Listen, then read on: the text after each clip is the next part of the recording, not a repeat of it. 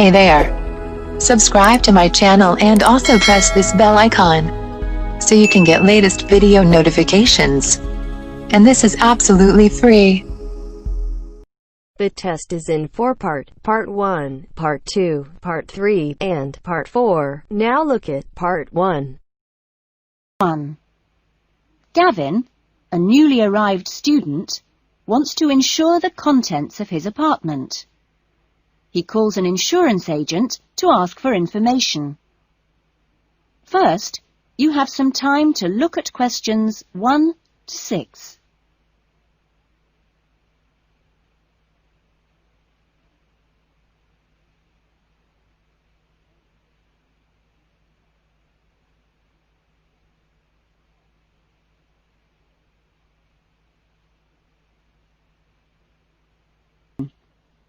You should answer the questions as you listen, because you will not hear the recording a second time.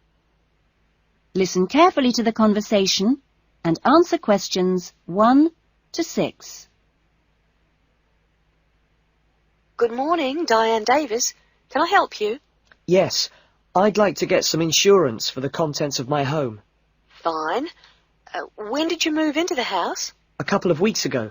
And, it's an apartment, actually. I was told by the landlord that it would be a good idea to get some insurance for the furniture and other personal possessions. Fine. Well, let's get some details. What kind of apartment is it? It's a 2-bedroom apartment. Huh? What floor is it on? Why do you need to know that? Because it affects the cost of the insurance. An apartment on the ground floor isn't as protected as others, and there's more chance of a break-in. Really? I didn't know that. It's on the second floor. Second. And how much is the rent? It's $615 per month. Good. And where is it located? In Biggins Street, South Hills. I see. And what things did you want to insure? Well, what do you recommend? Well, the most important things are those which you would normally find in a home. Things like the television, fridge, and so on. I see. Well, I've got a fridge and a stereo system, which I've just bought from a friend. And how much did you pay for the fridge? $450. 50 or 15? 50. And the stereo system cost $1,150. Have you got a television? Yes, but it's very old and not worth much. Okay. Well, is there anything else you want to insure? Yes, I've got a couple of watches and my CDs and books. How much do you think they're worth? The watches are worth $1,000? For both of them? No, each one. And altogether, the CDs and books cost me about $400. Okay. So the value of everything you want to insure is $4,000. How much will the insurance cost? Let me see. $4,000 divided by plus 10%. Right. So this kind of insurance, that's private contents insurance, it comes to $184 for a 12-month period. $184? Well, that sounds pretty good. Okay, I'll take that policy. Before the conversation continues, you have some time to look at questions 7 to 10.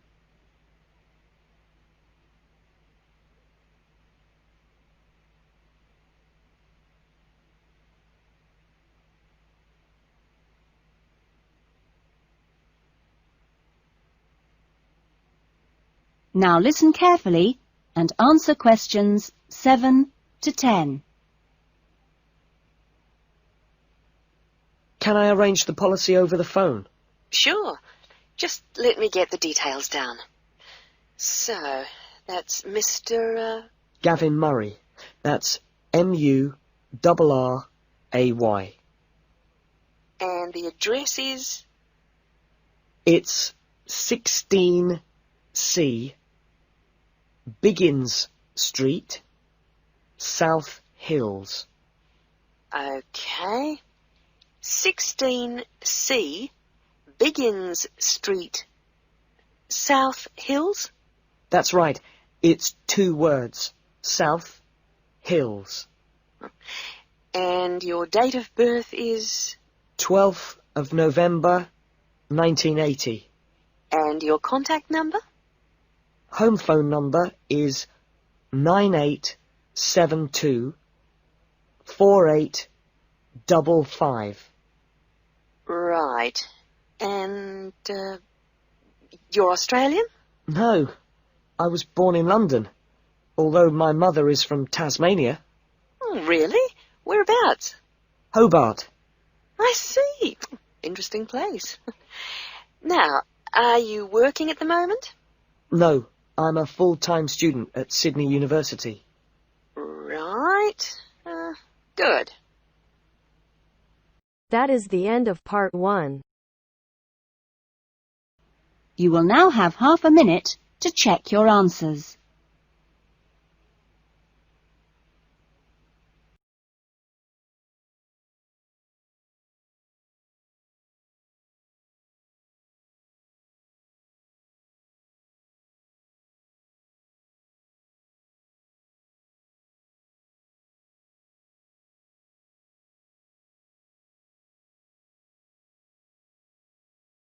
Now turns to part 2.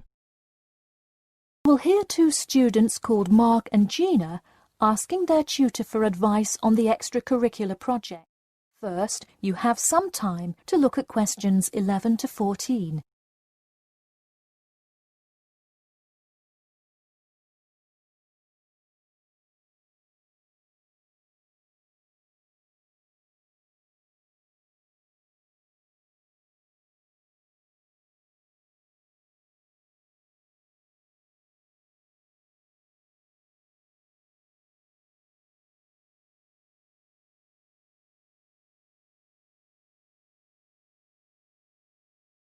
Now listen carefully and answer questions 11 to 14.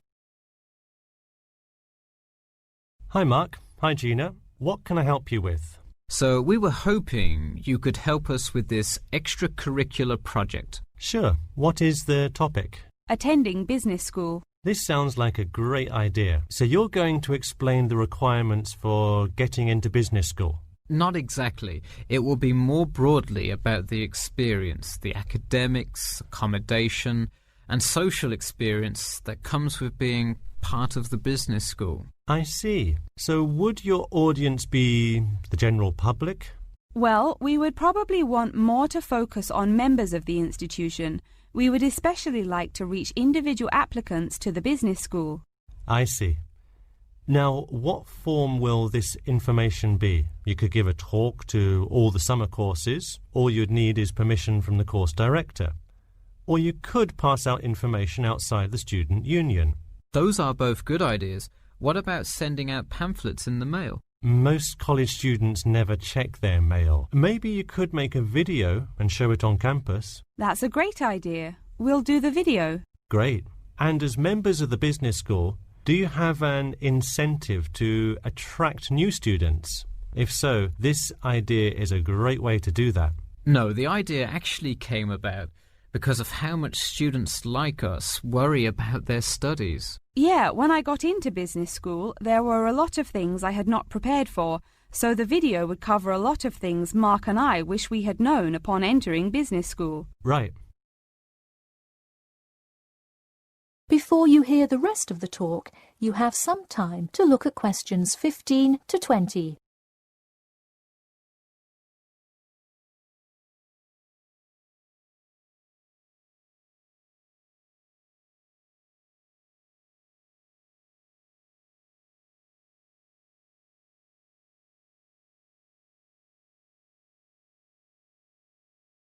Now listen and answer questions 15 to 20.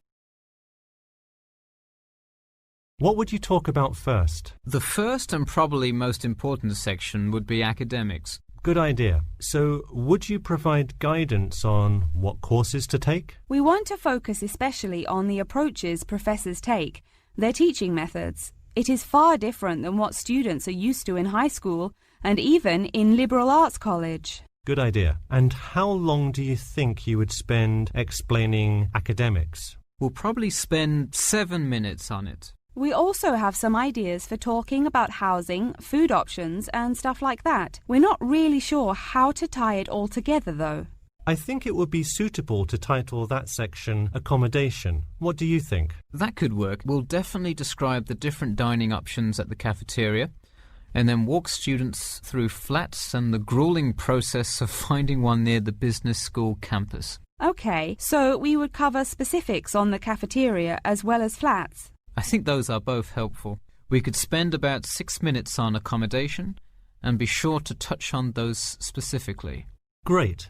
Is there anything else you would talk about? We definitely want to go over the social aspect of attending school here. Of course.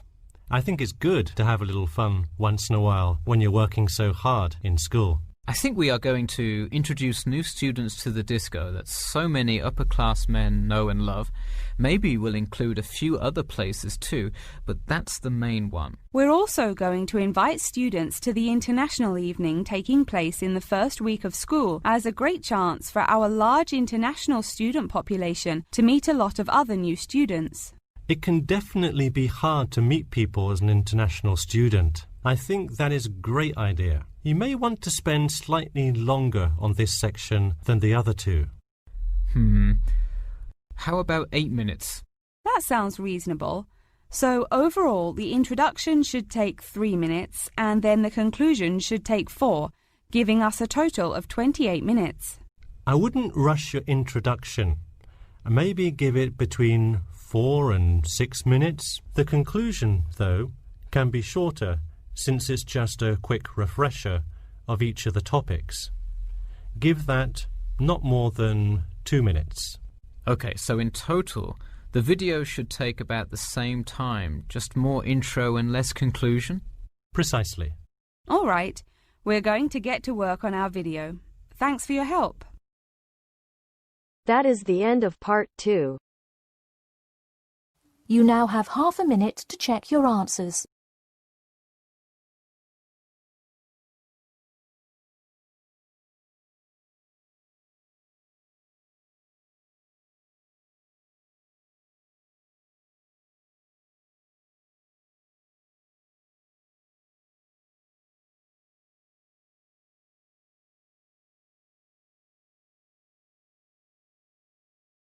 Now turns to part 3. You will hear a conversation between an academic advisor and a student asking for information about a particular subject that she wants to study. First, you have some time to look at questions 21 to 26.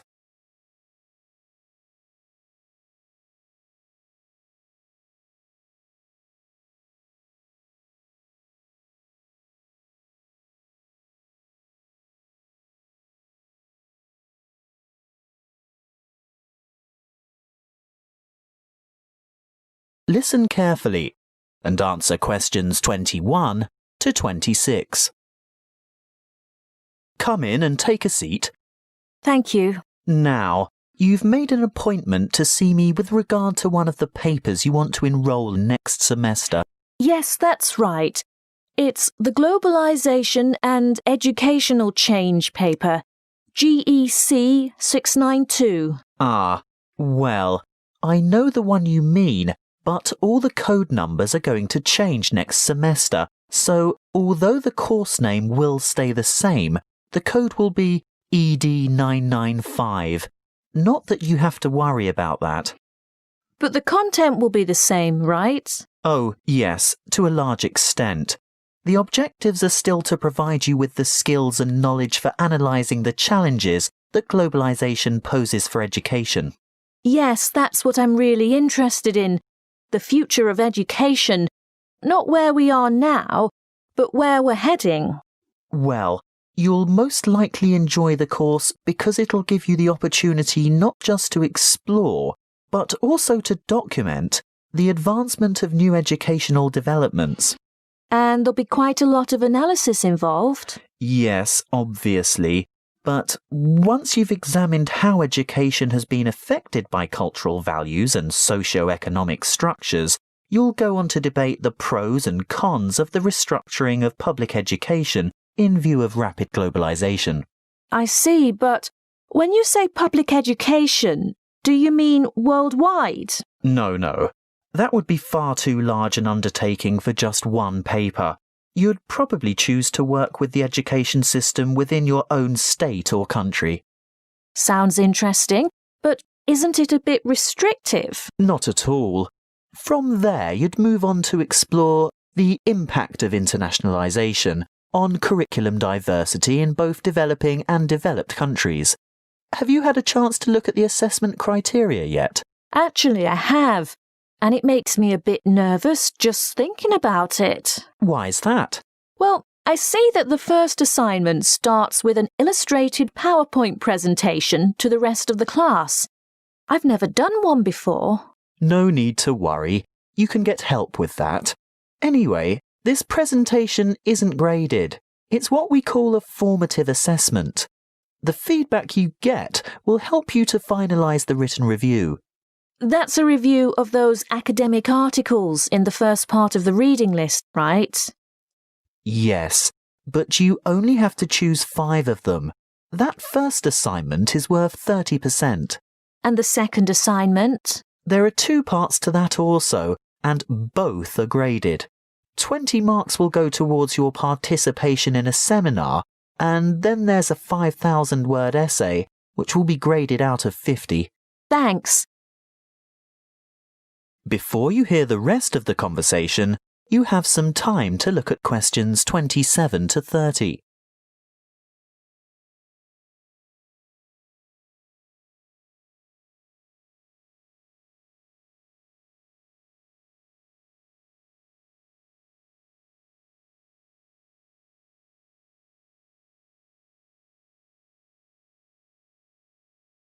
Now listen and answer questions 27 to 30.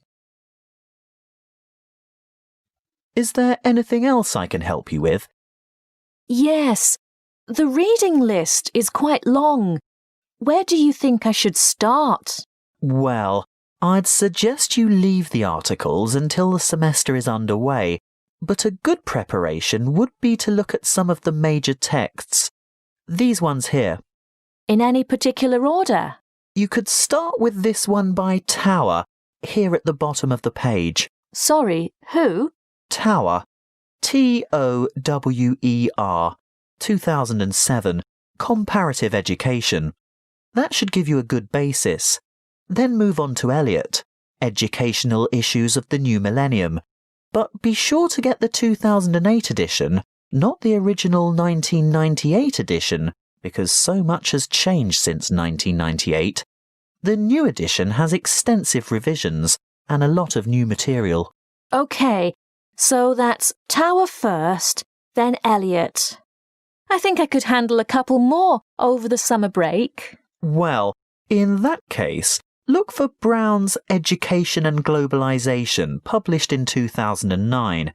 Actually, there are quite a few books by Brown, but I'd start with that one and leave his others till much later. And I'd also really recommend this one here, Globalization and Knowledge Policy by York, published quite recently in fact, 2010. That is the end of part 3. You now have half a minute to check your answers.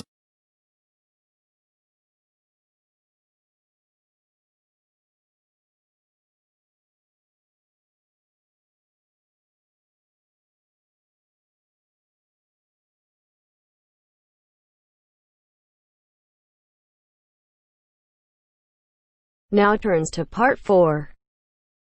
We'll hear part of a lecture about the biography of Samuel Cunard and his shipping company. First, you have some time to look at questions 31 to 40.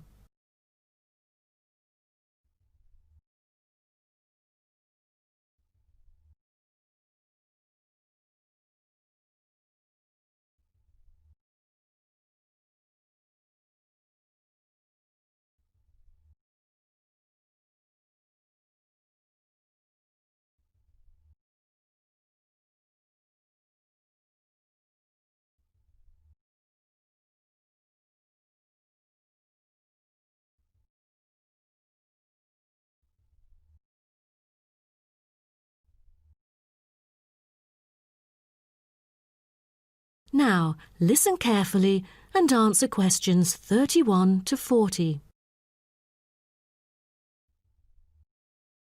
Good morning, class. In the last few lectures, I've talked about the history of technology in the business area.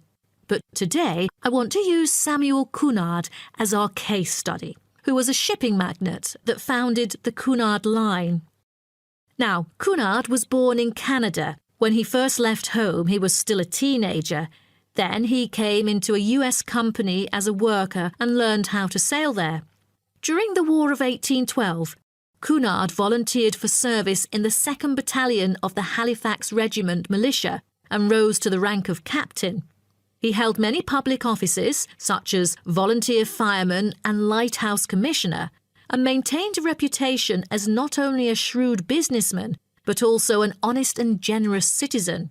When he went to England, his friends cooperated with him, and together they coined a shipping company.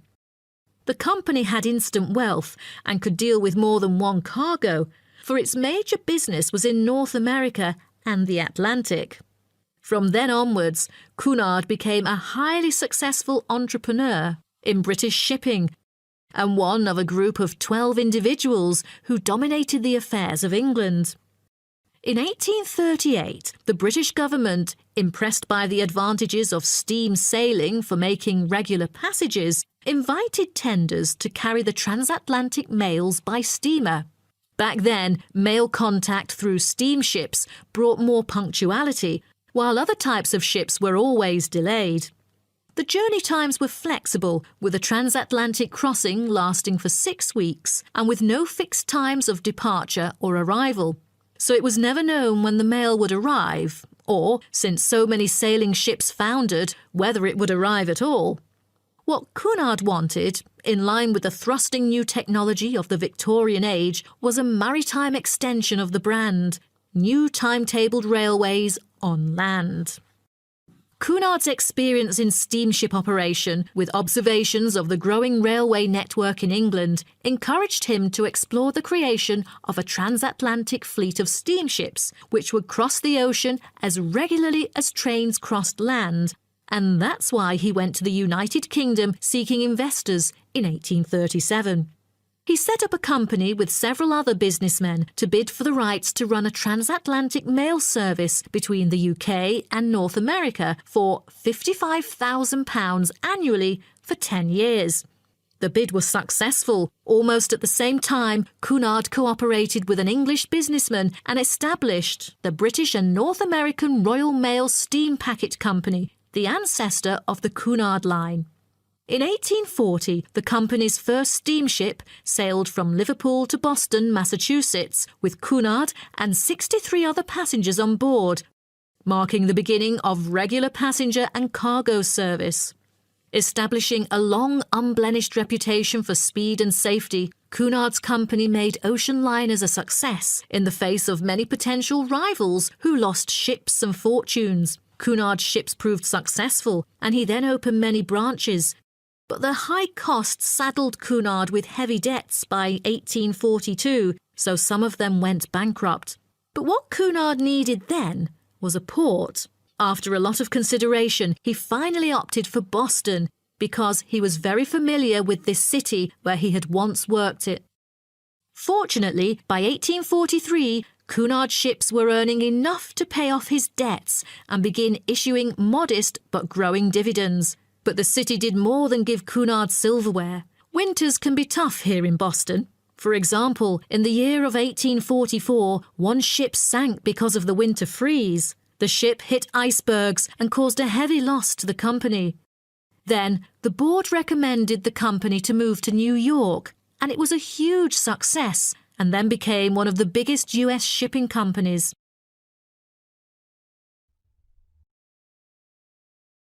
Cunard himself made safety his priority, and to this day, Cunard has never been responsible for the loss of a single passenger or a single mail bag on the Atlantic run.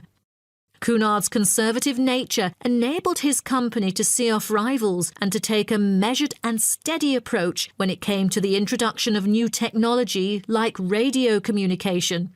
In the early years of his career, Cunard took a prominent part in community activities and various charitable organisations, as well as mercantile affairs which extended throughout the Atlantic provinces. Back then, there were hardly any entertainment facilities on board. In order to make sure that the passengers could have a comfortable journey, newspapers were printed on board. Cunard was gratefully remembered for employing his capital in shipbuilding activities in the hard times of the 1830s because this enterprise had circulated money where there would otherwise be poverty and stagnation. His competitiveness and his obsession not to waste time were important characteristics of his personality. Prior to 1912, the shipping line had focused on speed and soon was renowned for its velocity and safety. Although early in life Cunard was imperious, he learned diplomacy and became a skillful and persuasive negotiator. His contemporaries admired him for the contribution to transatlantic communication by the line popularly called by his name. After that, for affluent transatlantic passengers, Cunard brought new levels of luxury to ocean travel: lavish suites, a swimming pool, gymnasium, ballroom, electricity, and more, just like that of luxurious hotels. Okay, so does anyone have any? That is the end of part 4. You now have half a minute to check your answers.